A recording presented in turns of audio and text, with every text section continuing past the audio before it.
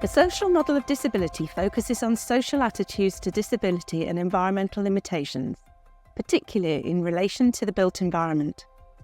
In contrast to the medical model, it sees barriers to inclusion as created by society, and that it is attitudes, values, beliefs and the environments which are disabling, rather than the impairment itself.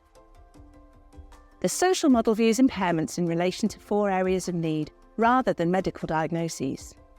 These are communication and interaction, cognition and learning, sensory and or physical mobility difficulties, social, emotional and mental health difficulties. In this video, we provide further exploration of the social model of disability and how the 4 areas of need are met through reasonable adjustments.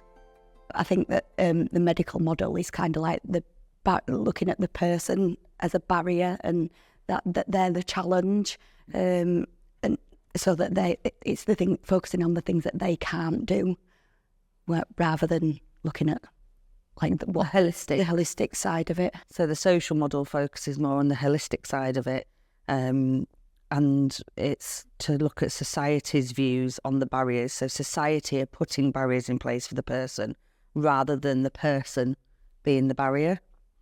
So I think the geographical area will have a big impact on the social model and the medical model. The social model, let's say, it's better understanding of the needs, and the medical model, let's say my own family members who are living in Iraq, they're not being provided to the right support, and they have been not able to talk during their whole life. Well, same cousins of mine living in London have been able to talk because of the right support that they're having. So I think that will have a big impact. The social model massively impacts like the way I see the world. Yeah. That is like the way I see the world through the social model.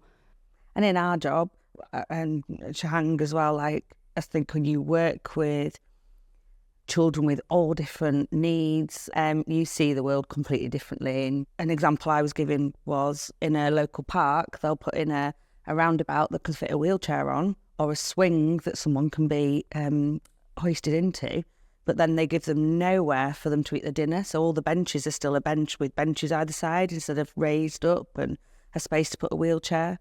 So that's the whole society putting barriers in place. So people are trying, but we're not quite there yet.